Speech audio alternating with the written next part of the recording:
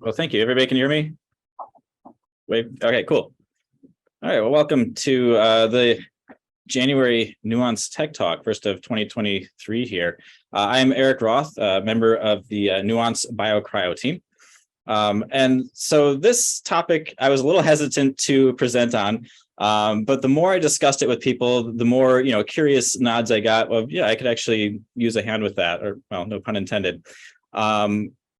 It all started, last summer we had these interns, they were MD, PhD candidates. One of them really wanted to go into surgery and, was asking me, how do I develop a steady hand? I feel like I can't, do anything. I'm all thumbs, right?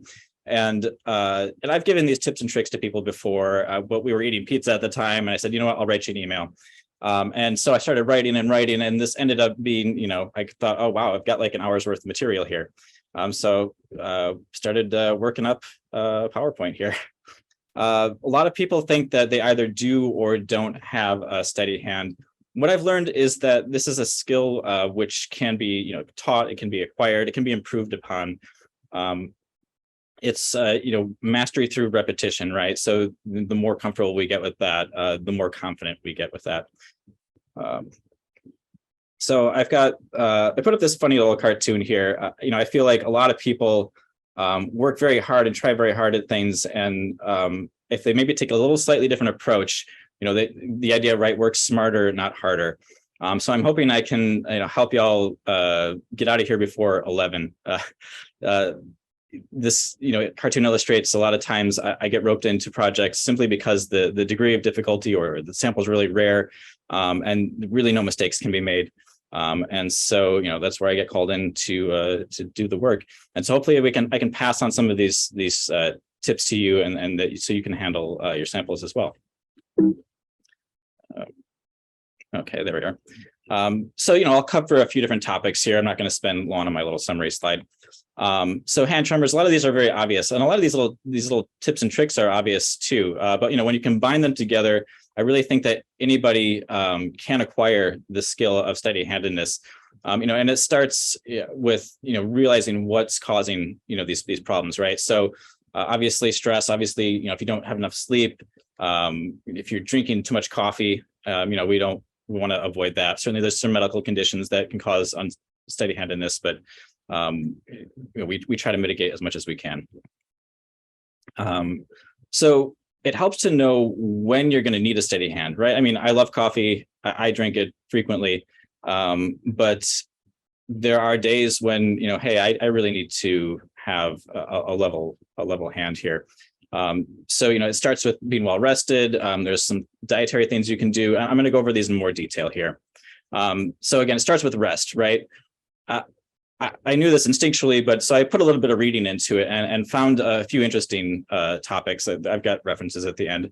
But sleep deprivation, this is a picture of me. I think I got COVID. I hadn't slept in a couple of days. So, if you don't get enough sleep, that impairs your ability to you detect how well or how firmly you're touching things, how fine they are, the pressure you're using, how hot or cold they are. It takes the time from going from far vision to near vision much longer. So if you're going into oculars and then you got to go over here and do something, well, that time is going to be slowed down, right? If you don't have enough sleep. Same thing with tracking objects. We have these little things that we're trying to manipulate sometimes, and that can be more difficult if you don't have enough rest. The amount of time that you're actually able to have a steady hand, if you're not well rested, will be shorter if you don't have enough rest.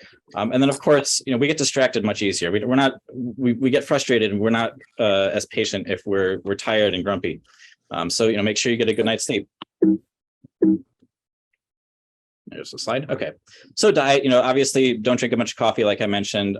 Chocolate, if you have a bunch of candy, that's also going to make you a little bit tremory. And if you haven't eaten enough, it's really important. Obviously, we want to have a full stomach if we're going to do something very critical. But don't do it right after you eat, right? So give yourself some time to your stomach to digest, and so that you're able to function. Unfortunately, I find that when I'm really on the ball with steady-handedness, that's my warning. Okay, I've got about an hour, half hour before I need to actually eat something and start losing that steady hand. But there is a little sweet spot there. This is completely anecdotal. I did find a little bit of research on like electrolytes and potassium ions helping blood flow, but I found eating a banana for some reason helps me with that steady hands. So I just thought I'd throw this up there for fun. So planning ahead, ergonomics, right?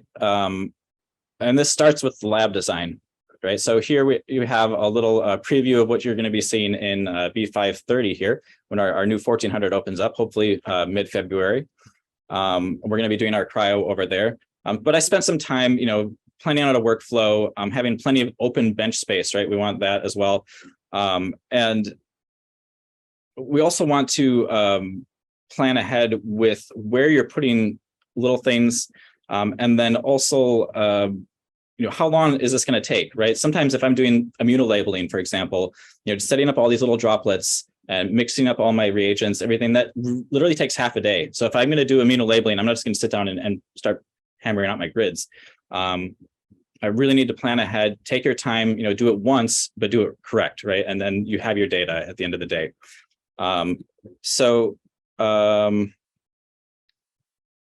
Again, back to basics, right?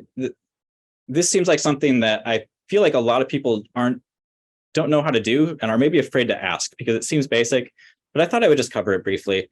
How you align oculars on a microscope, right? We all know how to use focus and, we can zoom in and out. But if you actually can't see through these little oculars, it's incredibly frustrating, right? This is in focus, but why can't I see it? So the trick here is that, mute that. You sit down and so look how uneven these are here, right? So that's no good. This is how they looked when I sat down. So there are these little lines. And what you want to do is twist those the ocular around until it meets up with that line. And hopefully, so that's like the 0 point, right? And then sitting back down after you've neutralized them, you need to do each ocular separately, right? So I'm going to close one eye. And now I'm just using my right eye and I'm using the focus knob for that. So with the left eye, then I'm going to come back and adjust the ocular, only the ocular, not the focus, right? And then I can come back and fine tune on the right. So same thing on a TEM, right? So I sit down and I see oculars in all sorts of weird directions, right? When I sit down, people twist them around, they move them, and obviously they do move, right? So we're moving side to side. And so you sit down and go, what is this? I can't see. And what you want to observe is on the little, the screen that pulls down that we can see here, right? There's a little dot. If that dot's not in focus, you're never going to see what's in focus in your microscope. So, take your time. Again, I put them back to 0 here. And I focus with one eye, I use the ocular with the other eye, and then I come back and balance the first eye. Then you're ready to go and take your images. Oh, come on, slide. Okay. Clean up your bench, right? So this is going to make a big difference. Again, it seems silly and very basic, but I walk around and I see a lot of y'all's benches looking like this on the left, and there's just stuff everywhere. I don't know how you're doing any experiments. It doesn't take more than a minute. Clear everything away. I'm kind of a minimalist in my personal life. I can't have clutter around me. It destroys my brain. So, take your time, line up everything nicely. And even if it takes you, maybe 10 minutes, it's going to be worth it in the long run if you don't have to start all over again on your project because something got screwed up because there was a nitrogen tank in the way or something. I feel like this is a really critical step in making sure that your experiment is successful. Again, seems very basic, but don't lift a bunch of heavy stuff. Don't move a nitrogen tank around right before you're going to do something that requires a very steady hand. There's that reverberation, right? If you're hitting a baseball bat and it hurts your hands, right? If you're not squeezing tight enough, you're hammering. If you get that experience, right? And that's not that sticks around for a while. So if you happen to do some heavy lifting, give yourself some time for your hands to readjust to that. And then calm yourself down, right? So right before I enter my sample preparation mode, I might go to put my hands under the warm sink for a while. That actually helps calm me, but it of course helps loosen up my hands as well. For some reason, chewing things, I guess maybe it goes back to human instinct of, oh, okay, I'm safe because I'm eating, right? I can't eat if I'm not safe. There's been some research that has shown, chewing things actually helps. So sometimes I'll have a piece of gum in my mouth while I'm doing my sample prep, and maybe that helps. So loosening up your hands right before you get into it on the microscope, whatever you're doing, there are a few hand exercises you can do. Don't shake it out too hard, but what I really do is I kind of squeeze my fingers like so, and then going on the next slide. So we stretch them out as best as you can, and you can kind of do this kind of spongy movement, right? So that really helps to loosen things up. This thing on the wrist, you want to do very, very gently. And then this is something I learned when I used to be a DJ, and somebody taught me this so to work the fader much better. This is something you can do in your off time to exercise your fingers and really improve their dexterity. Yeah, so warm up your hands. Sometimes I will actually jump up and down on my toes just a little bit, just kind of get your body going, and that helps loosen things up as well. So going on from preparing to move to when you're actually in it, right? We don't want to screw up. We've thought about this for a while. We've planned everything out. We've moved things around and cleared our bench. So we're ready to go. During the movement, there are a lot of things that we can do to ensure that things go well. And the most important thing, and I hope that everybody takes away from this, is anchoring. I see so many hands just kind of floating around, and grids get bent and samples get damaged. If you are, I'm just going to skip over here. So this is an example of what I mean by anchoring. So we're minimizing the pivot points of how our arms and our hands move. Kind of wish this was a talk in person. I feel like we'd be able to illustrate this much better. But it begins here. I have my elbows are anchored on the bench, followed by my wrists, right? So this here is called the ulnar ridge. That's also resting on the bench. My pinky knuckles and my fingers are, for the most part, quite static. I'm not moving much. All of your movement really much comes from your shoulders. Fingers don't have a very good range of motion. So everything is as still as I can make it, except for the tiny movements that I'm making. This is a kind of an abstract concept, and it takes some discipline to learn. But anybody I've taught, especially cryo-TEM, I talk about moving with swift confidence, right? So, and this has to do with muscle memory and experience, but also it's kind of a different way of thinking.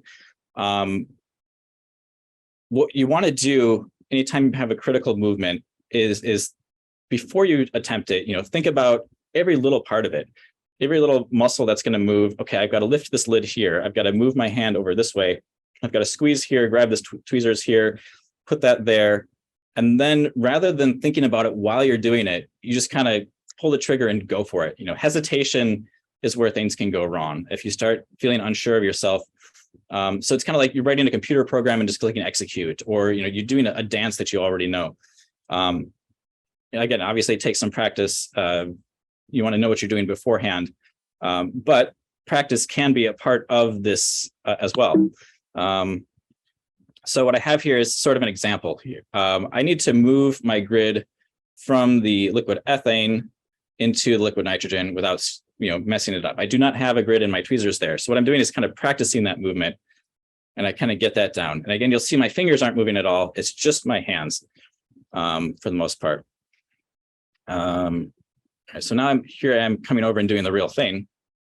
So if I lift too high or too slow, I will devitrify my ice, my thin membrane of vitreous ice, and destroy my sample.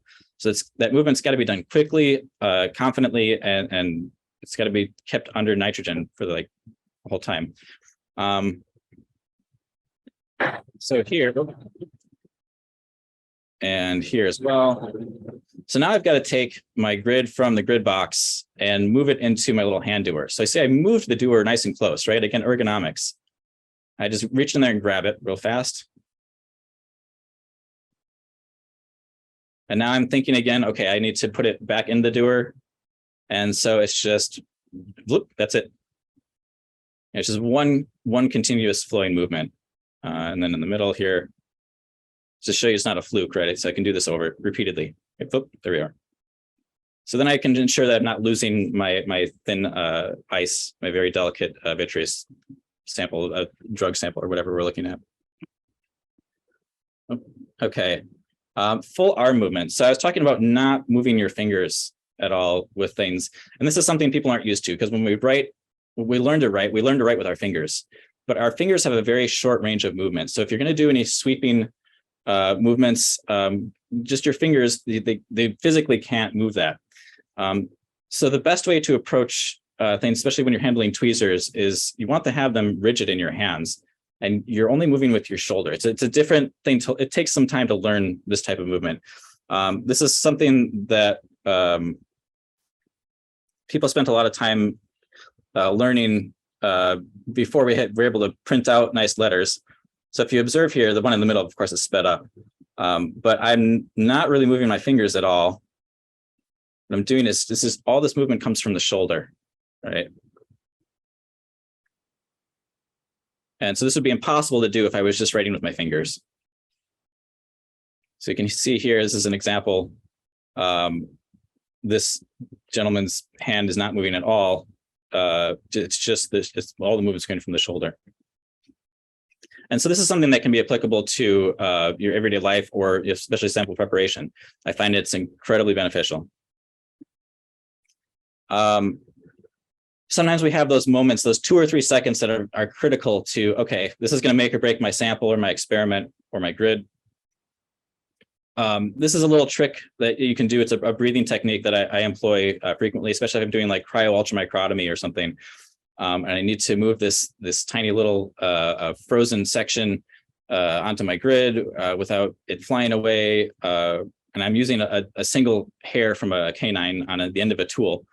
You can see down here. A trick I often employ is you breathe out all of your air and then make your critical movement. You hold your breath until it's finished, and then you can breathe back in. For some reason, breathing out all your air gives you an extra 2 or 3 seconds of extra steady-handedness. Now, obviously, don't turn blue.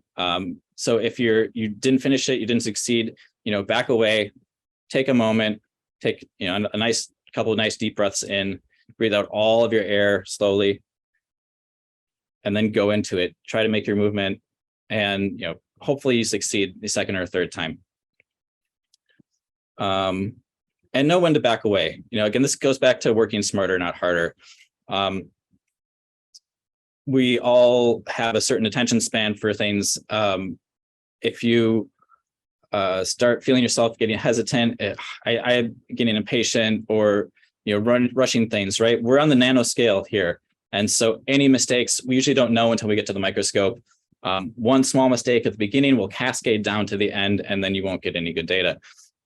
So again, take your time, plan ahead, and realize, okay, I'm not making any more progress here. If I stay another 3 hours here, it's not going to help. Sometimes sleeping on it can really make a big difference. So it's important to be self-aware of when you're starting to get mentally exhausted. I'm going to skip over this on flow state. Well, I don't know, I suppose flow state's a very positive experience. If anybody, I'm sure you all have at some point, athletes, musicians. What this is a cross section of when the challenge level of what you're doing is very high, and your skill level is also very high. It occupies your entirety of thought, and you lose time. This is when I'm doing some complex task that I'm confident with. Often I will go, oh geez, I actually need to eat lunch now. I need to stop what I'm doing when I really don't want to. Because you really get into it. And this is something that can also help with having a steady hand and with your sample preparation as well. All right, so I'm just going to go on to useful tools here. I have a few suggestions for some tools that people can, that may help you with your steady-handedness or your sample preparation. These N7s you can order them through EMS. I really like how these have a little curve to them, so they make it easier to reach into a grid box. And I have some tips on grip for when you're handling grids. You know, if you spent 8 hours on the focused ion beam making your sample, you really don't want to screw that up by just messing it up with the tweezers or dropping, you know, your grid that you spent a long time prepping after ultramicrotomy or something. That's just a disaster, right? So all these little things add together into success. So when you're gripping the tweezer, I see this a lot. People will handle their tweezers with a utensil grip, which is fine for doing lots of other things, or like a baton grip. But when you're trying to handle your grids and your arm is floating, again, we want to anchor as much as we can, and these grips are not conducive to that. So what I use is what I call a tripod grip, and you're making contact with 3 fingers. The only time you're moving your fingers is to open the tweezers up and down. So we've got the dorsal contact and the ventral contacts, and we're anchoring the rest of our fingers with our pinky and ring finger. And we're not moving our fingers at all. All the movement is, again, coming from our shoulders. So here we can see my left hand is anchoring my right hand. My right hand is anchored by the bench. My left hand is also anchored by the right hand here on the thumb, and I'm stabilizing things here. I mean, it again seems basic, but these are things that are going to make a big difference. This is as an example here. Let's do that. So I'm just going to grab some glow discharged grids and pop them back into my grid box. So again, really no movement from the fingers except for this opening the grid box, or sorry, opening the tweezers.